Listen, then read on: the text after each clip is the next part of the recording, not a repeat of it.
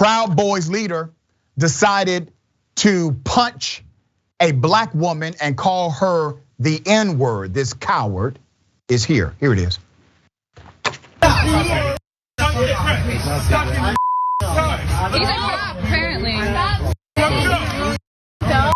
Bitch, shut your mouth.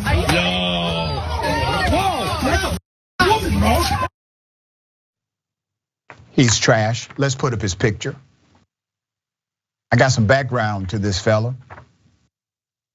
All right. His name, let me first start here. His name is Andrew Walls, but he's a leader of the far right group, the Proud Boys. Now, we've talked about the Proud Boys many times on this program. Far right, deep connections to white supremacists. We've talked about this. He assaulted a black woman on Sunday. This was caught on the video. He was shouting racial slurs and then decided to punch the woman in the face. So here's how we're gonna do this. Let me go ahead and explain to you who he is first. He's 26 years of age. Andrew Walls was reportedly drunk outside of an Ohio bar and was seen scuffling with other patrons while spewing racial slurs. So what you got on camera was not the full extent of what he did. At one point, his victim, a 23-year-old Cameron Morgan, passed by with a friend when she heard Walls and others around him screaming F-N words, okay? She's just walking by. Walls points his finger at Morgan, Miss Morgan, calls her the N-word, and then says B-word, shut your mouth, and punches her directly in the face. According to Morgan's father, Walls also dragged her into the street by her hair, okay? This man was charged with possessing a firearm. All of that, he had a firearm while intoxicated and assault. A warrant was issued for his arrest. Walls turned himself in on Sunday evening. Morgan's injuries may lead to his assault charge being upgraded to a felony. Now I want you to remember, you just saw a felony in front of you. That was a felony act. They decided to charge him with a misdemeanor, okay? They may charge him with a felony. They may upgrade the charges. He could also be charged with ethnic intimidation. He has not been charged with that. That is a law that exists in that state. He has not been charged with that yet. This is not the first time we have seen Walls on the news. Here's him in 2019. Let's put it up. Okay.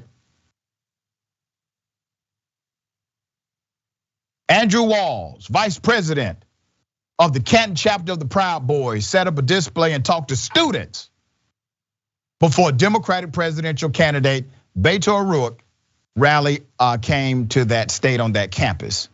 He was talking to students, okay? He had an open carry display, Kent State campus, September 2019.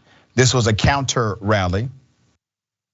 So now, you know, the Proud Boys would tell you in their literature that they are not a racist organization. They will tell you that they are not white supremacists. And then they will point to the handful of people of color who are actually part of the organization in order to provide protection and cover for their white supremacist and white nationalist ideas. But when things like this happen with their members, the Proud Boys, they do not release a statement saying we denounce what this person said. They don't come out, hold a press conference and say they denounce the language of one of their leaders. They provide cover for them. They protect them. See, it's real simple. The people who are recruited, who happen to be people of color inside of the Proud Boys organization, not only are you foolish, you're a pawn.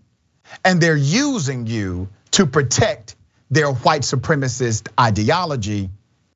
You know exactly who you are. Attorney, why was this charged as a misdemeanor offense? Yeah, it's sometimes prosecutors do this just to get something to stick, just to start the process, and they're still building their case. They're still collecting their facts. So I do imagine, well, for sure, an ethnic intimidation charge. I don't know why that wasn't automatically included because the facts are so obvious.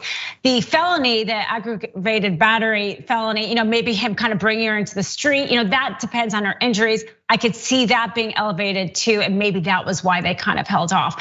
I mean, it's so disgusting. Thank goodness this was on film. I think it was her father that filmed this, so they were able to see. And yeah, as you say, I mean, I can't imagine anybody not realizing what the Proud Boys are. They show by their actions and their words all the time how their racism. And Ms. Dahl, I want to say this about charges, all right? I'm from a place called Glenwood Road. Routinely, I saw members of my community being arrested, and every single charge they can imagine were allocated to them. They didn't say, well, let's charge based on what can stick and maybe we upgrade later. They charge based on what can't stick, what doesn't fit the crime, so that you can negotiate and plead down later and they get a win under their belt. Why is it that we see something very different in cases like this compared to communities that I'm from where the exact opposite happens? I mean, we've spoken a little bit about public defenders in our discussions, and I think that goes a little bit about that. And as you say, sometimes people realizing that they are not going to get support from their community. You know, prosecutors realizing, yes, charging this white man as racist as he is, they're going to get more flack if they overcharge him than maybe somebody from color who doesn't have support, who isn't going to have a very good lawyer, who's going to be easier to plead down.